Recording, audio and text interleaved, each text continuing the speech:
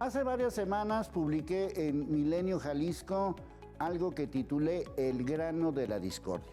Me refería principalmente al tema del maíz y a los productores del campo. Recordarán que hubo ciertas afectaciones, pero no hay que olvidar que los productores piden algo que suena lógico y justo. Todo esto lo escribí ahí para que lo puedan revisar, porque el maíz que tenga un precio de garantía real, que no dependa de la bolsa agropecuaria de Chicago, que dicta los precios desde una realidad muy ajena a la del campo mexicano, sino más bien de las condiciones reales de la producción en México. Esta exigencia de que el precio por tonelada se fije en una cifra especial, pues apenas cubriría los costos básicos para sembrar, cosechar y sostener, ojo, una vida digna en el campo. Eso fue lo que publiqué en Milenio Jalisco y hoy los productores del campo vienen a pedir cambios, porque si seguimos haciendo lo mismo, vamos a tener los mismos resultados.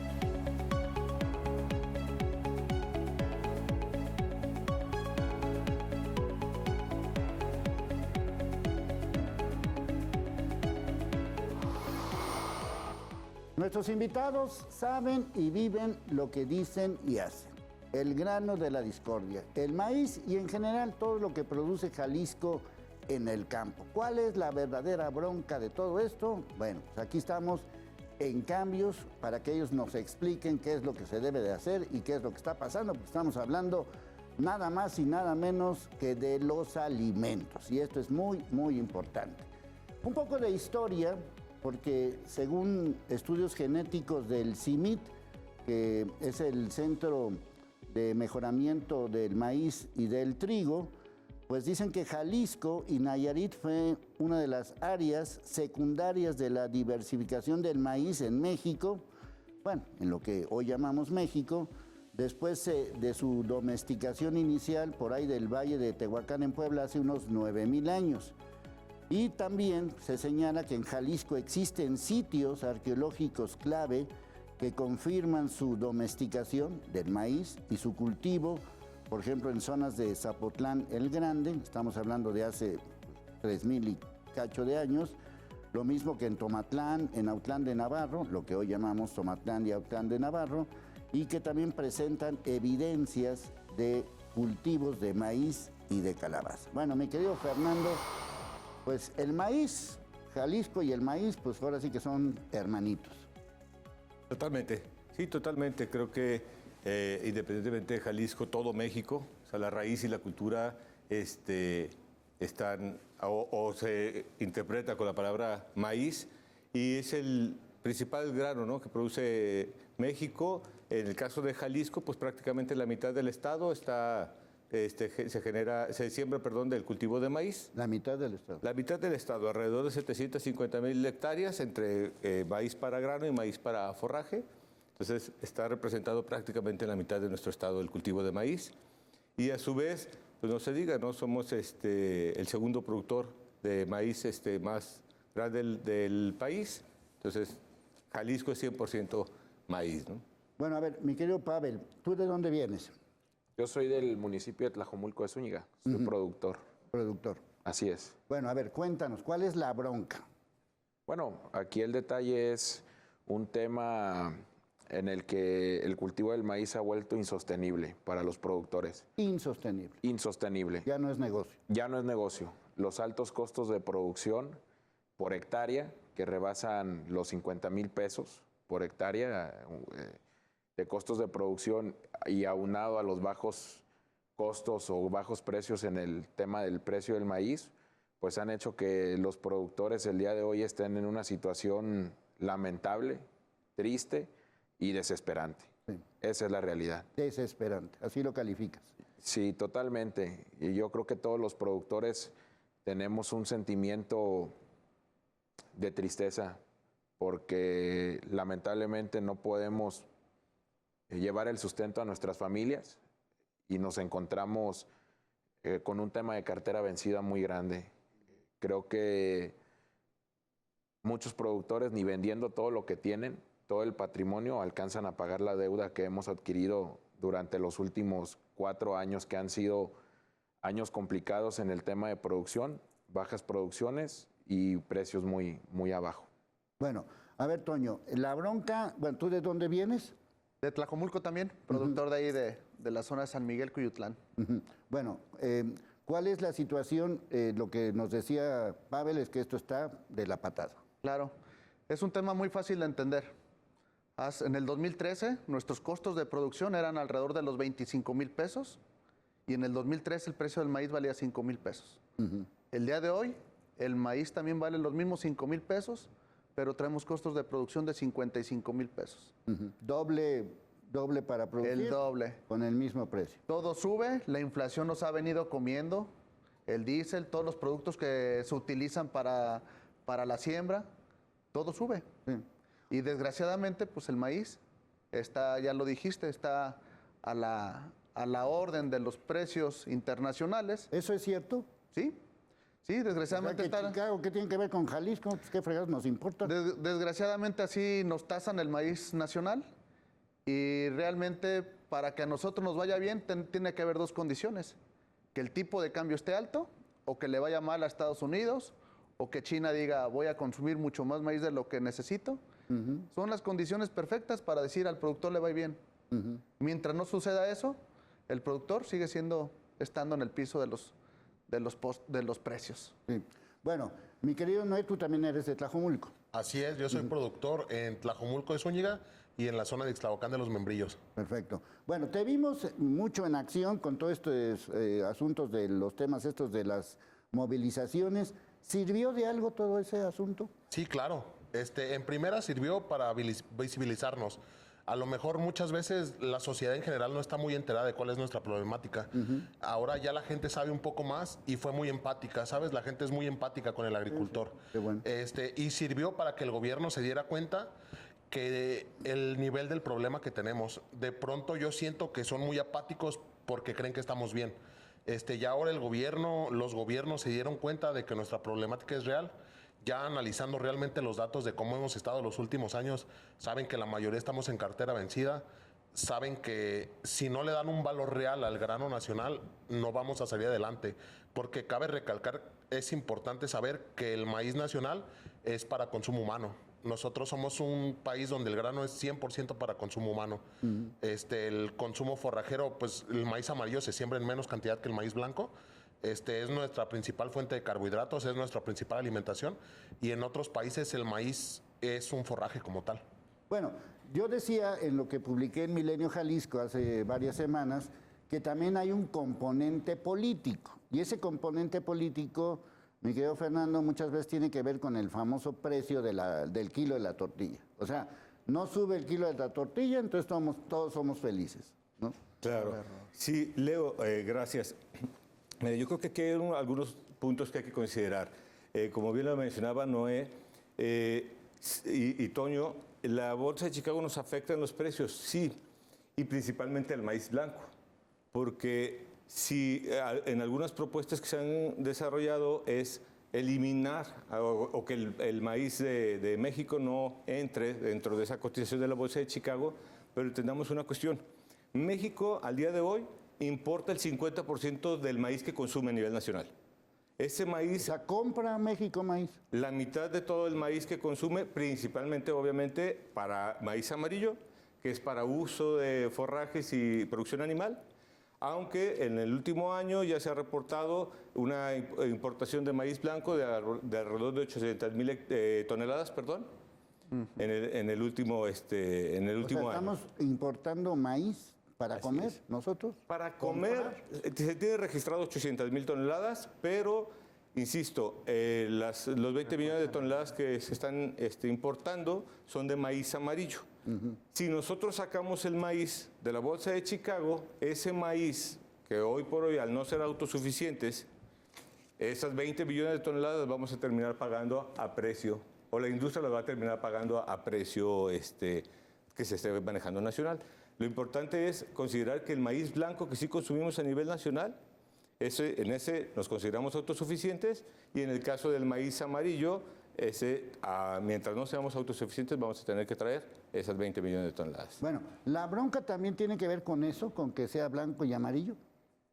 Bueno, para reforzar un poquito también el tema de las importaciones de maíz blanco, sí es maíz blanco que se está importando para consumo humano, es maíz blanco transgénico, principalmente se está consumiendo en el centro y en el sur del país. Entonces, esta lucha que hemos emprendido los productores no solamente es para nosotros, sino también para la sociedad en general. Hablábamos del tema de la tortilla. Efectivamente, el día de hoy tenemos un precio promedio de la tortilla de 25 pesos por kilo y lamentablemente a nosotros como productores se nos sigue pagando el maíz a 5 pesos, ¿no? El maíz. O sea, yo compro un kilo de tortilla. Sí. De 23, 24, 22, entre 22 y 25 pesos. Y a ustedes les toca una mugre. 5 pesos. 5 pesos que lamentablemente no alcanza para cubrir las necesidades. Entonces, Pero es un asunto político, es decir, mantengo el precio para que no parezca que estamos fregados. fue un asunto político hace 3 años. El maíz tuvo un incremento de 7,400 pesos por el tema de la guerra de Ucrania. Entonces, una de las estrategias del gobierno federal fue inyectar capital para que la canasta básica no aumentara. En esa inyección para regular los precios fue donde entró el tema de la tortilla, ¿no?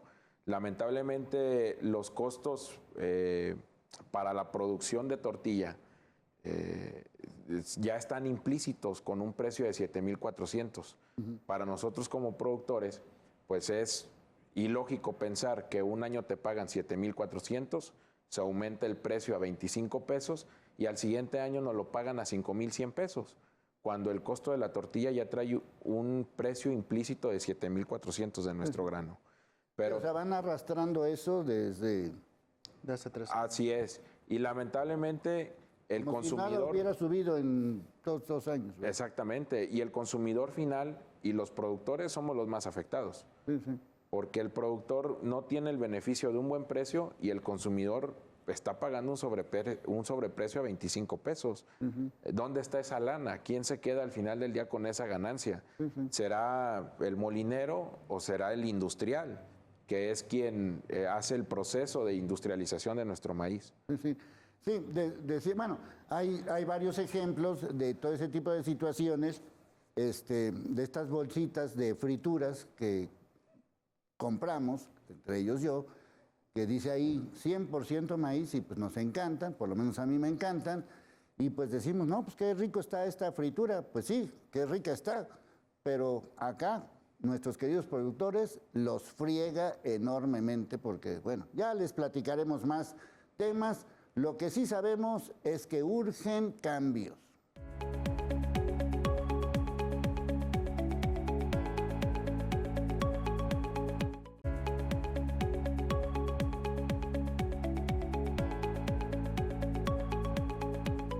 Bueno, ya lo había mencionado Fernando, pero nada más reiterar que Jalisco pues, es uno de los líderes nacionales en producción de maíz amarillo y segundo lugar en maíz blanco, solo detrás de Sinaloa.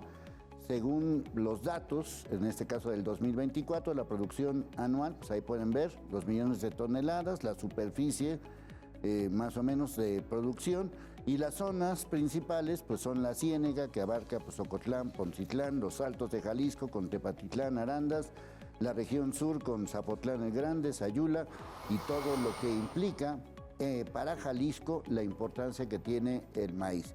Y bueno, estamos comentando, y quiero un poco como reiterar todo ese tipo de situaciones, de que alguien se está quedando con la lana de lo que ustedes producen y de lo que nosotros comemos.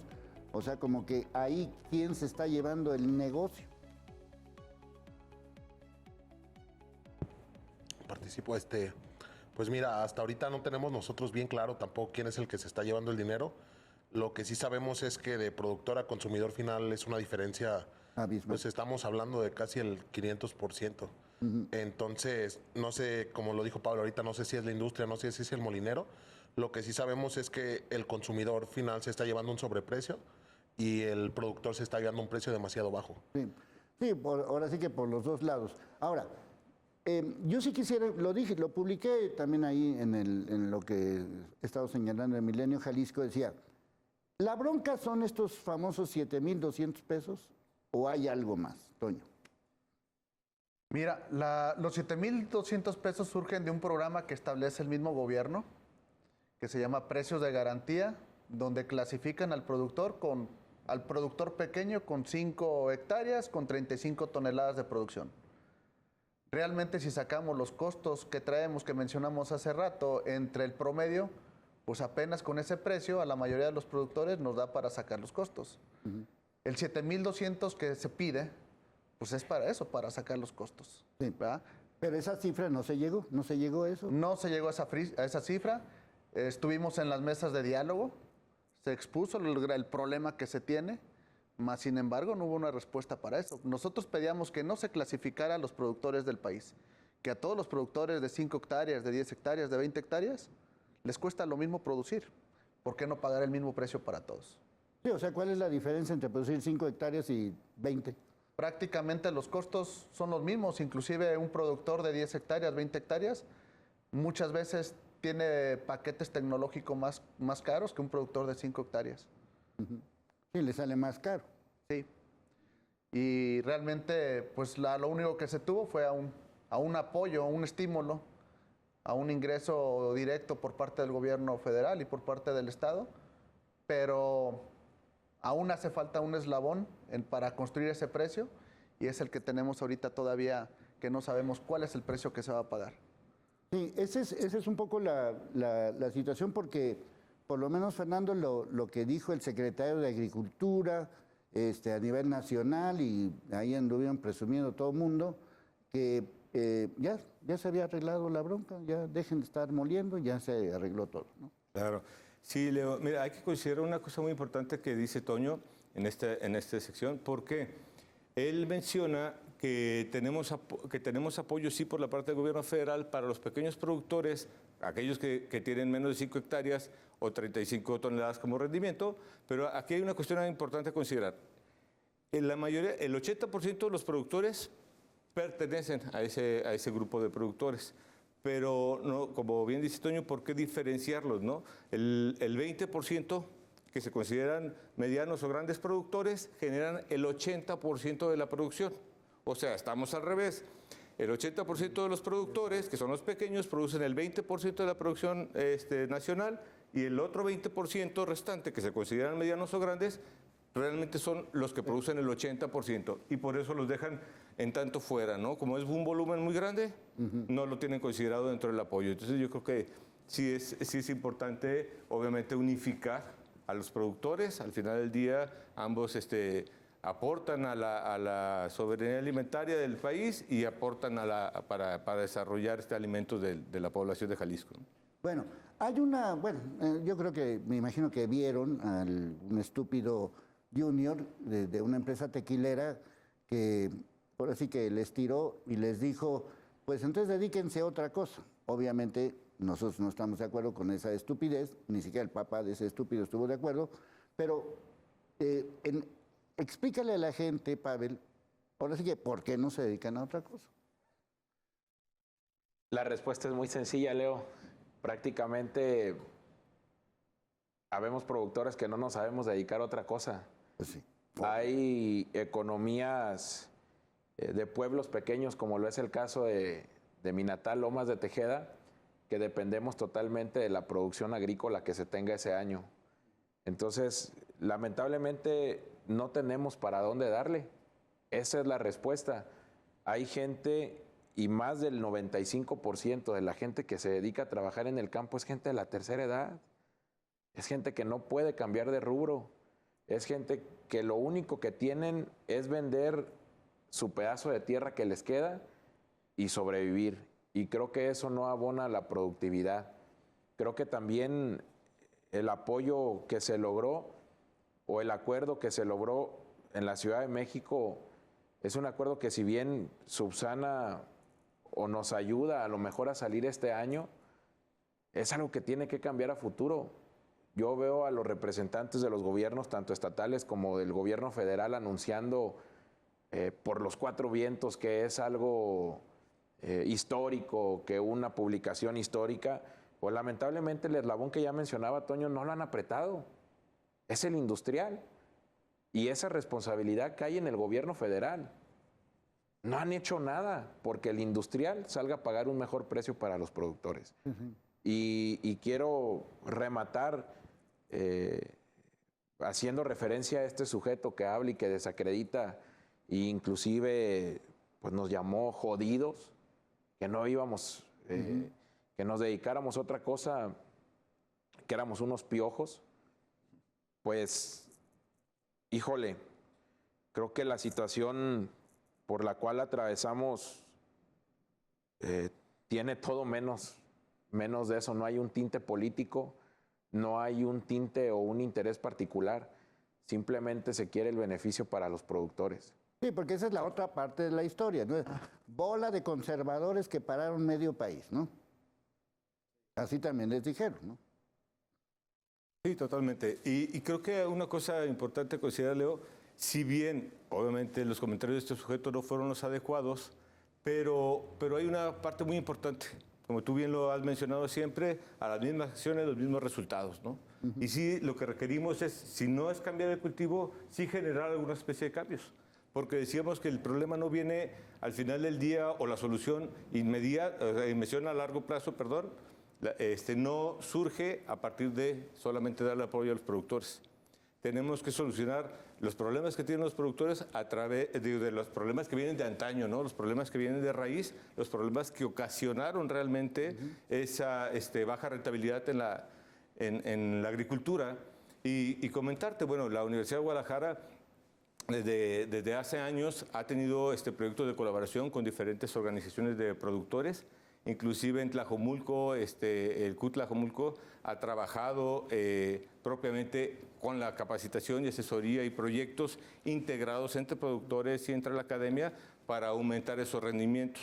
Otro caso ejemplar fue en el caso de Cualtos, que está en Tepatitlán, proyectos con productores lecheros donde generaron proyectos de sustentabilidad para la producción de leche sustentable, ¿no?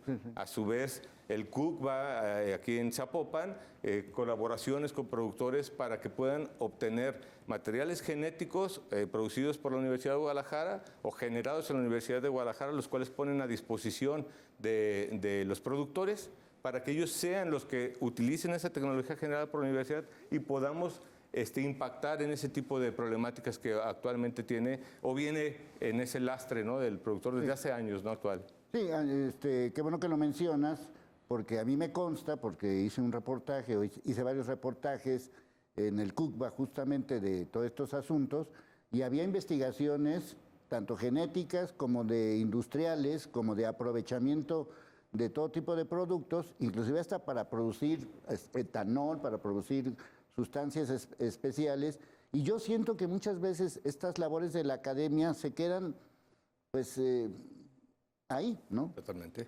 Sí, totalmente.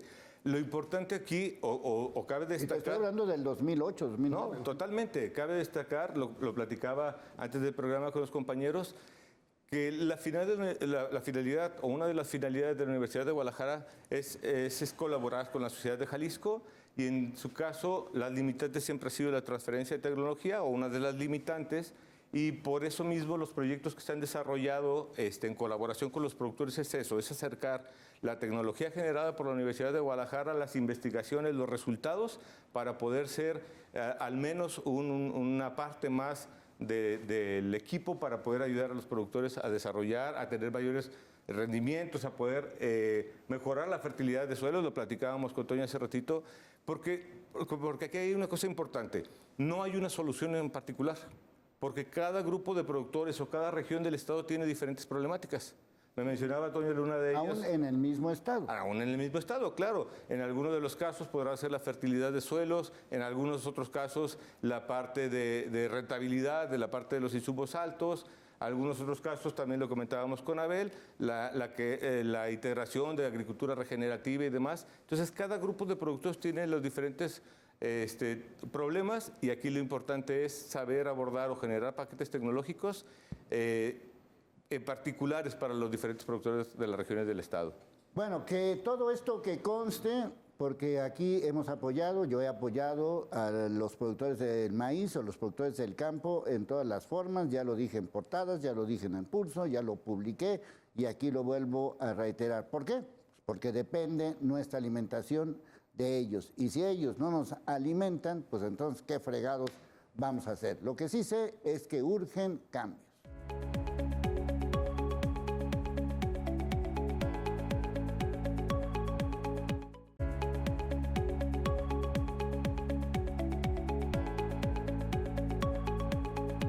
Bueno, obviamente, pues lo que urgen son cambios, así que pues ahora sí que aprovechen la oportunidad, Pavel, Toño, Noé, Fernando, para que pues ahora sí díganle a la gente qué pasa, qué está sucediendo, qué cambios se necesitan, porque insisto, esto no es un asunto de, bueno, ya les pagué sus 7,000 pesos o un poquito menos de toda su tonelada, ya. Vámonos a lo que sigue. Y pues no es eso, ya lo vimos, ¿no? Es muchas cosas más alrededor de cosas que se tienen que cambiar urgentemente. A ver, ¿quién quiere empezar? ¿Tú, ¿Puedo Fernando? empezar yo para cerrar este bloque? Bueno, para empezar este bloque, perdón. Ok, hablando de los cambios, ¿qué se tiene que hacer, Leo? Creo que primero, particular, bueno, mencionar que la Universidad de Guadalajara no solamente se limita a analizar las crisis, ¿no? Lo hicimos en pandemia, en una crisis que tuvimos de salud, ahora lo hacemos en el tema de la problemática de los productores de maíz, donde la Universidad de Guadalajara busca activamente soluciones prácticas, sostenibles y además abogar por los cambios en las políticas públicas para proteger la producción local y la soberanía alimentaria de Jalisco. Nos sumamos, obviamente, a su lucha, poniendo a su disposición mesas de diálogo, mesas de trabajo para poder, a partir de la academia, tratar de generar soluciones. Si bien sabemos que la aportación ahora económica para ustedes va a ser de gran impacto, sí, pero ¿quién no nos dice que el siguiente año el producto va a bajar más a nivel internacional y le van a subir más los costos? Entonces, ¿qué va a pasar? ¿Otra vez cierres carreteros para que el productor nos den más dinero? No, creo que hay que buscar soluciones de fondo y la Universidad de Guadalajara se pone a disposición con ustedes para poder desarrollar mesas de trabajo, para poder tratar de generar a partir de nuestra grupo de académicos, porque cabe mencionar una cuestión importante. La agricultura no solo está basada con los ingenieros agrónomos o el agricultor, ¿no? Entran licenciados, abogados, entran economistas. Entonces, la Universidad de Guadalajara, insisto, pone a disposición de ustedes mesas de trabajo, mesas de diálogo, donde pudiéramos generar propuestas para poder apoyarlos a ustedes como productores, ¿no? en nuestra medida. Sí, yo creo que esto vale mucho la pena y ya digo, te mencionaba lo que dicen por ahí del 2005, 2006 en relación con estos temas y te das cuenta y dices, bueno, pues aquí hay de dónde, ¿no? O sea, podemos tener más producción, podemos tener más, ahorita recordé por lo que estabas platicando de un programa que se hizo en el entorno de la caña, los desperdicios de la caña de la caña que consumimos para poder reutilizarlos en compostas y una serie de cosas. Y lo digo también por todo el asunto que vivimos relacionado con el medio ambiente. Bueno, a ver, Pavel, ¿qué más? Creo que uno de los principales enfoques, primero que nada agradecer al ingeniero por la disposición, también agradecer a la Universidad de Guadalajara. Somos conscientes que tenemos que hacer cambios también nosotros en mejorar la productividad, ¿no? Y bajar los costos de producción, pero también necesitamos generar un cambio en la sociedad. Que sepan ellos que el día de hoy los productores atraviesan una crisis muy fuerte, que estén enterados que el productor, a pesar de los tractores y de la maquinaria, e inclusive de la indumentaria que utilizamos, ¿no? Porque fuimos muy criticados por una camisa que costaba 1,500 pesos, por ahí vimos algunas publicaciones, pero que sepan que el productor al final del día no se queda con esa lana, que el productor ahorita está en un tema de cartera vencida, que juntos podamos hacer esa alianza. Nosotros como grupo, desde un inicio, creímos que la mejor manera de pelear por mejores cosas para el sector era estrechando los lazos de unión de los productores, que durante muchos años se han extinguido. El día de hoy no solamente hacemos un llamado a los productores, hacemos un llamado a las organizaciones de productores y hacemos un llamado a la sociedad. Un llamado a la sociedad porque un país que es deficitario en los alimentos, como lo es México en el tema del maíz, en el tema del sorgo, en el tema del trigo, en el tema del frijol, estamos lejos de alcanzar esa tan llamada soberanía alimentaria. Y un país que tiene un déficit grande de alimentación está condenada al fracaso, a la derrota, a la dependencia de lo que diga un país como Estados Unidos. Ya lo decía el secretario Julio Verdegué, y una afirmación tan lamentable viniendo de un secretario en una de las mesas de trabajo que tuvimos, y decía, no podemos hacer una política arancelaria para las importaciones de maíz, y mucho menos podemos generar tampoco una especie de iniciativa donde las organizaciones, las industrias no puedan importarlo, porque lamentablemente Estados Unidos nos tiene de los, por no decir otra cosa. Entonces, qué lamentable. No, y además en Estados Unidos al productor le apoyan, ¿no? Lo subsidian, ¿no? Claro, Porque así entonces es. decir, bueno, ¿quieres jugar como, ahora sí que quieres jugar como en el Mundial? Pues vamos a jugar igual, ¿no? O sea, ayúdame como Estados Unidos ayuda al productor y a ver quién gana, ¿no? Así es. Entonces, uno de los cambios es unirnos, tanto el sector con la sociedad, y otro de los cambios también hacia nuestras autoridades estatales, municipales y federales sobre todo, que creen políticas, que también crean programas que de verdad impacten a los productores, que de verdad el productor diga, ah, caray, me están ayudando, que de verdad fomenten la productividad, porque el dar unos cuantos sacos de fertilizante no hace al productor más productivo. Claro. El dar una ayuda, por ejemplo, en la cuestión de una dádiva, pues nada más por el simple hecho de tener un título parcelario, no hace productivo, ¿no? Necesitamos políticas que de verdad mejoren la productividad para el sector primario, pero la invitación, quiero ser muy puntual en esto nuevamente, para que nos unamos como sociedad y para que defendamos al campo mexicano, porque estamos en una crisis donde el que no produce sale perdiendo. Claro. Y las guerras no se ganan con bombardeos ni con armas, las guerras se ganan desde la alimentación. El día de hoy somos deficitarios y eso es algo que la sociedad debe de saber. Sí, ese es parte, y no solamente del maíz, ¿verdad? Claro. De otro tipo de situaciones, Toño. Sí, me gustaría aprovechar para comentar lo siguiente. Ya contamos con algunos apoyos, tanto del gobierno del estado como del gobierno federal.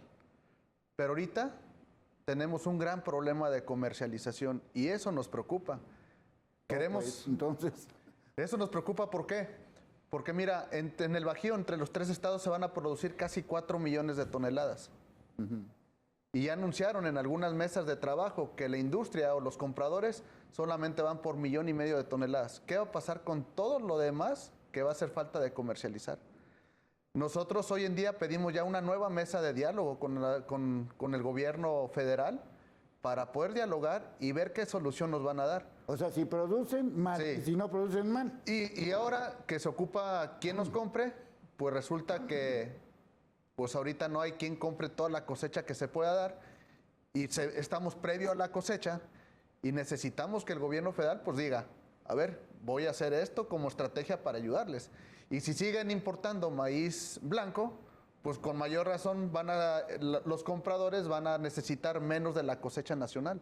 Entonces sí hacemos un llamado a las autoridades federales, al gobierno estatal, de que nos abra esa nueva mesa de diálogo para poder aclarar todo eso que falta, para poder saber cuál es el precio que se le va a pagar a los productores este año.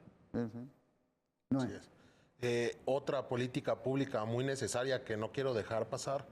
Necesitamos que el gobierno, tanto federal como estatal, presionen un poquito a los que nos dan los insumos. tanto productores de semilla que nos venden a nosotros, como los que producen todos los agroinsumos que están en la cadena del maíz. Porque hace 10 años nuestro paquete tecnológico estaba sobre los 25, 27 mil pesos y ya teníamos el precio implícito de los 5 mil pesos. Hoy en día seguimos en 5 mil pesos y tenemos un precio de 50, 55 mil pesos. Cada año estamos teniendo una inflación de 5% al precio de todos nuestros insumos, cuando el maíz no lleva la misma tendencia. Entonces es importante que el gobierno se ponga a trabajar con los que producen los agroinsumos para que tengamos una reforma justa, para que los precios de producción sean justos. Sí, por eso decía, no es el tema nunca fueron como tal los 7,200 pesos. O sea, era todavía algo más. Sí, hay un trasfondo. De todo ese tipo de situaciones. Y yo quisiera un poco que lo reiteraras, Pavel, ya que ya nos vamos a ir, porque yo también lo señalé, es decir, si vivimos en un país que no produce, pues entonces, ¿qué? ¿No? Sí, quiero hacer la reiteración.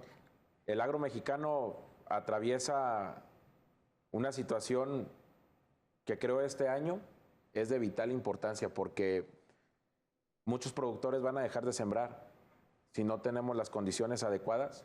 Y no nada más hablo del maíz. Se ha visto a través de los años un decremento en trigo, en sorgo. El tema de las hortalizas está por los suelos, chiles, jitomate. El tema de la leche está por los suelos. Yo quiero hacer un llamado a la sociedad, que peleemos, que luchemos juntos. Esta lucha no es nada más del sector primario. Esta lucha es de todo el país mexicano. Si el país sigue sin fomentar la producción, que desde hace 7 años no se ha venido haciendo por parte del gobierno federal, y las malas políticas públicas que han implementado, quiero nomás describirlo con unas pocas palabras: que Dios nos cuide y nos proteja, porque no sé en qué va a parar esto. Pues ahí están, ellos son los que lo trabajan, ellos son los que lo estudian, ellos son los que saben, más allá de lo que pudiera pasar. Pues ahora sí que a partir de estos días y de estos días que todavía siguen en estas famosas mesas de diálogo, que muchas veces parecen 2 monólogos, y 2 monólogos no suman un diálogo. Así que urgen cambios. A nuestros especialistas, muchas gracias. Al equipo de producción y de información, soy Leonardo Schwebel, cambio y fuera.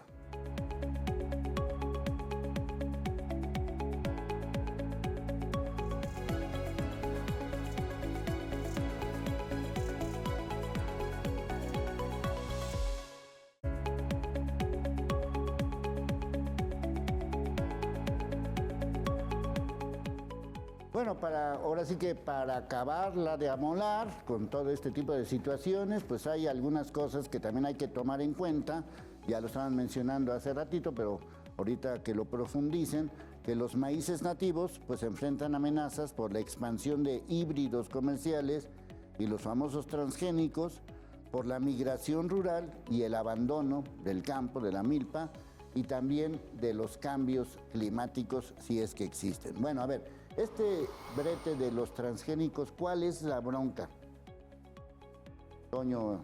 La bronca de los transgénicos, pues mira, ya lo dijo ahorita Fernando, el 50% de lo que se consume en el país es maíz amarillo transgénico. Y ese maíz amarillo transgénico lo consume prácticamente el pecuario. Es para uso forrajero, para uso animal. ¿Verdad? En México se produce el maíz híbrido, y el híbrido es para maíz, para consumo humano. Aquí el problema es, por ejemplo, todo el maíz que se está importando blanco hacia el centro y sur del país, si es transgénico y lo están utilizando para la tortilla, no sabemos qué consecuencias pueda tener, ¿verdad? ¿Pero qué es eso de transgénico? ¿Está hecho o qué, de qué? No, bueno, hay diferentes ejemplos, ¿no?, de transgénicos, pero basta en generalizar que es la combinación de diferentes especies para generar ciertos beneficios, si bien lo quiere ver así la industria, para el desarrollo de los cultivos, ¿no? En el caso del maíz que comentan Toño, Abel y Noé, Bueno, es un maíz que principalmente el que se importa a México es resistente a un plaguicida y que le permite al agricultor americano tener menores costos en la producción y por lo mismo llegar a esos precios en la bolsa de Chicago, ¿no? Sí. Bueno, ¿y lo del híbrido qué es? El híbrido es un tipo de semilla que se desarrolla aquí en México y en varios países y prácticamente es tecnología en el grano para producir un poquito más. Agregar, ¿cuál es la diferencia? Uno está genéticamente modificado y el otro todavía no tiene una modificación como tal genética. Ambos fueron modificados genéticamente, pero cabe destacar una cosa. El maíz híbrido que se produce, o al menos el que está permitido sembrar en México, es el resultado o la hibridación del cruzamiento de la misma especie, o sea, maíz con maíz. Selección natural. Entonces, ese es un mejoramiento genético, sí, hay que distinguirlo, un mejoramiento genético, pero dentro de la misma especie. Y el transgénico es la introducción de un gen en la cadena de ADN que genera alguna acción en particular, de respuesta a un herbicida en este caso, y que le permite ser resistente a ese herbicida, ¿no? Sí. Bueno, entonces, un poco esto también como consumidor, pues luego no sabe uno, ¿no? O sea, dice, bueno, pues yo quién sabe qué fregados me estoy comiendo, ¿verdad? A ver, no. Así es. No, lo que decía el amigo Fernando, eso como tal, el maíz híbrido es el resultado de cruzamientos genéticos de especies nativas que llegan al resultado de maíces que pueden tener un poco más de resistencias, que pueden tener un poco más de rendimientos, pero basándose siempre en la genética del mismo maíz. No tiene genes adheridos de ninguna otra especie. Sí, no sabemos. Y por sí ejemplo, sabemos que es maíz, Estados Unidos, pues para darte el ejemplo, es un maíz que es muy resistente al glifosato. El glifosato es un herbicida que, por ejemplo, aquí en México lo usamos y terminamos con nuestro cultivo. El maíz nativo, el maíz híbrido, al tener contacto con el glifosato, 100% se quema, no te queda nada. Sí. Entonces, en Estados Unidos no, el maíz resiste el glifosato 100%. Hay prueba de que hay residuos de glifosato en los maíces transgénicos. Entonces, pues, como decía Toño, no sabemos qué nos estamos comiendo, no sabemos las causas a la salud que pueda tener a largo plazo. ¿Un veneno o algo Y grave? pues la realidad es que en el centro del país se habla de que ya son más de 800,000 toneladas que han ingresado este año de maíz blanco, se están consumiendo en el centro y sur del país. Entonces no sabemos las implicaciones a la salud que puedan tener en un futuro no tan lejano. Pues imagínense nada más de lo que estamos hablando. Bueno, otro de los temas es el asunto del cambio climático. ¿Sí hay o no? Digo, ustedes que lo viven todos los días, Pavel, cuéntanos, ¿sí hay o no hay cambio climático? Sí, claro, por supuesto. Y el productor ha estado implicado en el cambio climático. Venimos de 2 años desastrosos. De sequías. De sequía extrema en el estado, y no nada más en el estado, sino en todo el país, ¿no? Claro que nos afecta. Te puedo decir, Leonardo, que el año anterior tuvimos rendimientos de 3 toneladas por hectárea, que no cubren los costos de producción. Este año hubo lluvias abundantes, inclusive, por ejemplo, en el lado de la Ciénega, pegados al río o al puente, al río de Zalamea, hay más de 1,500 hectáreas perdidas por afectaciones de inundaciones. Han sido años atípicos. En el estado de Guanajuato hay reportes de que se perdieron más de 4,500 hectáreas de maíz por inundaciones este año. O sea, o porque llueve o porque no llueve. Exactamente. Al final del día, el productor, desde que siembra la semilla, siempre está pidiéndole a Dios que nos bendiga con agua, y es el único que tiene pero todas no las... Pero no tanta, ¿no? Pero el productor es el único que tiene todas las de perder. El otro día me preguntaba uno de los productores, decía, oye, ¿no tienes miedo? ¿No tienes miedo de encabezar o de estar al frente de los representantes, de los productores? Yo decía, ¿por qué miedo? Si el productor desde que siembra la semilla está arriesgando el patrimonio de la familia. Entonces es una situación que año con año ha afectado al productor. Ha habido años muy atípicos que al final pues afectan directamente a la productividad. más del 80% de la superficie que se siembra en el estado de Jalisco es de temporal. Entonces estamos a la buena de Dios.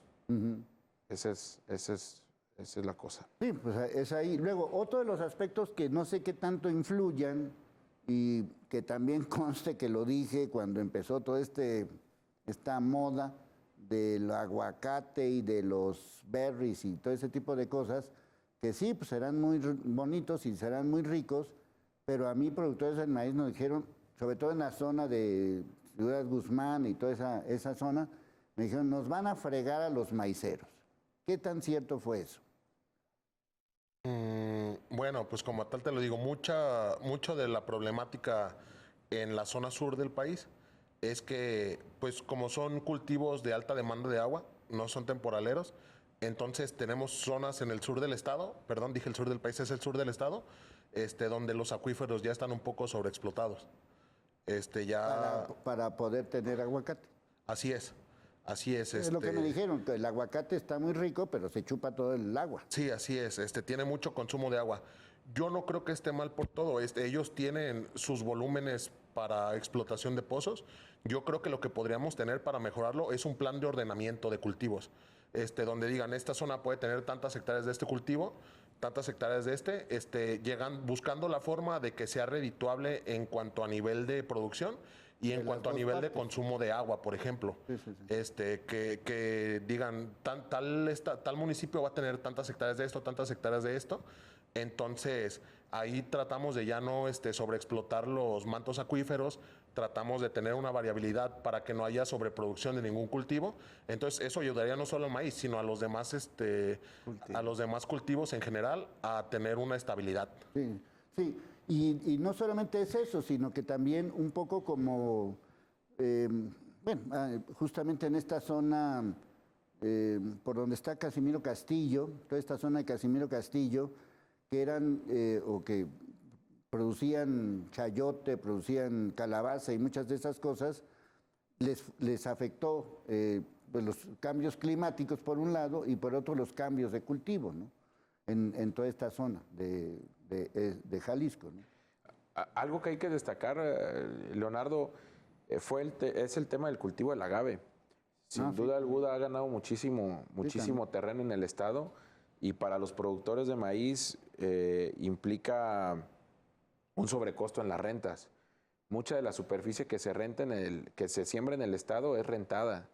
Hay muchos ejidos, por ejemplo, donde el padrón de productores que están en el ejido, pues ya no se dedican a sembrar, rentan sus predios porque ahorita no es rentable.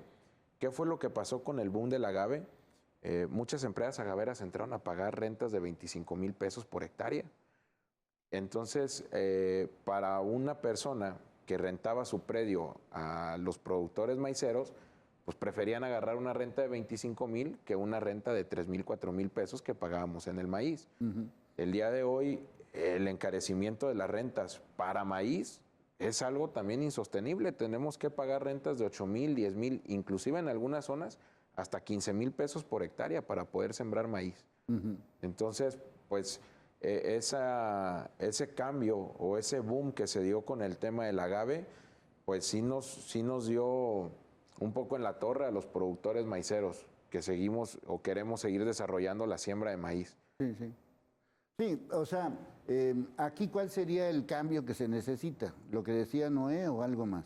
Sí, sería eso, proponer un ordenamiento de mercado, un ordenamiento de tipo de siembras, decir qué municipios del estado son viables para cierto cultivo y que hubiera eso, para que tampoco al rato haya una sobreproducción.